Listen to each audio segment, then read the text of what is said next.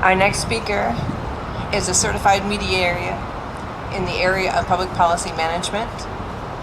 He has been in the trenches and in the vineyards, stamping the grapes and plowing the fields of community engagement so that neighborhood leaders, community leaders, faith leaders, and small business leaders could be included to the same degree as special interest groups, lobbyists, and corporations in the decision-making processes of their lives and our country.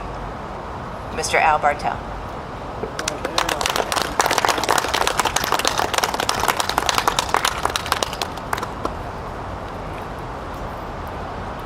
Hello everybody, how's it going?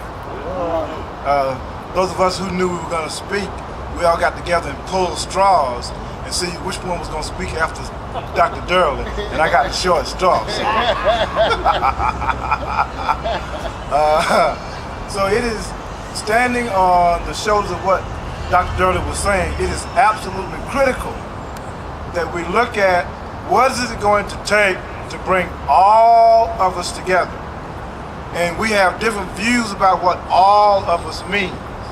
One of the most critical views in the all of us is the United States Congress, and particularly the United States Senate. Now, why would I say that? As we're speaking, the Environmental Committee, the full Committee on Environment and Public Works, is debating on a bill. It is called the Water Resources Development Act of 2016. The U.S. Senate, through that committee, is absolutely now committed to redesign the entire relationship to water resource development in our nation. Now, what does that mean? We are clear that there are times when critical actions need to be taken to have accountability be at the forefront. And one of those references we know as what's called a consent decree.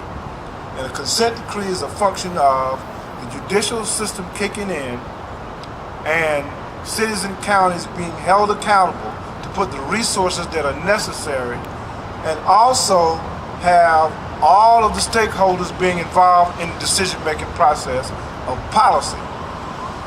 So the Water Resources Development Act was created in the late 1960s, and it was to meet every 7 years to look at redesigning the overall strategy. In 2014, that got decreased to meeting every 2 years.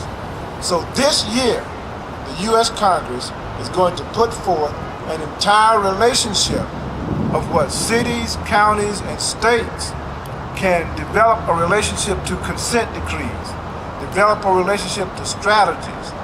And one of the most paramount reference points for that is a reliable, sustainable feasibility study. The Proctor Creek watershed basin sits on the precipice of being able to develop a reliable, sustainable model for creeks, rivers, and streams all over the United States of America.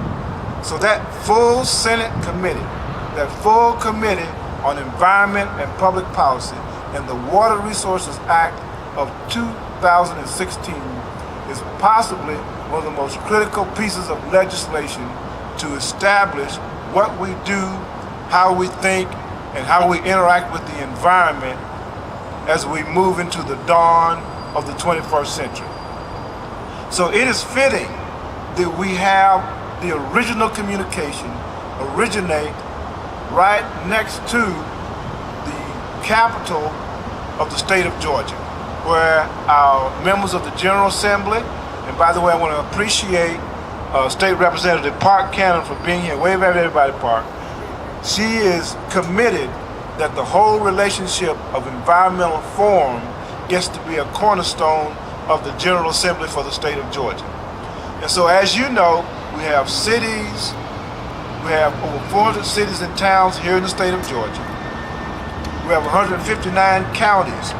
We have 180 members of the Georgia State House and 56 members of the Georgia State Senate. And we have 436 members of the U.S. House, and we have 100 members of the United States Senate.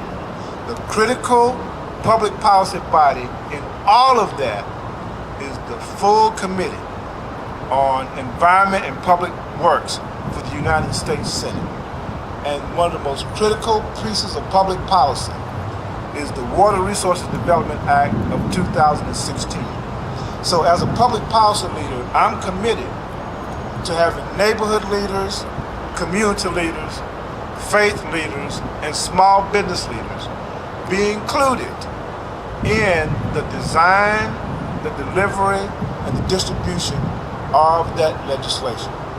So this gathering here today highlights the larger conversation of getting urban leaders involved in the environmental movement of America.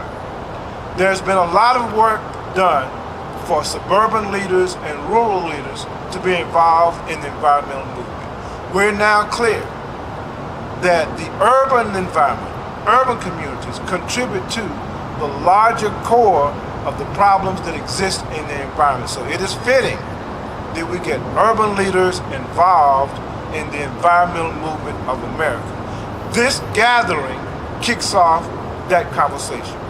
This gathering lets the full committee of the U.S. Senate on Environment and Public Works know that we are here, we're serious, and we're here to stay. So I want to thank all of you for being on the ground floor of getting urban leaders involved in the environmental movement.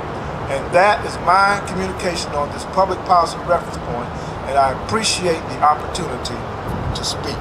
Thank you.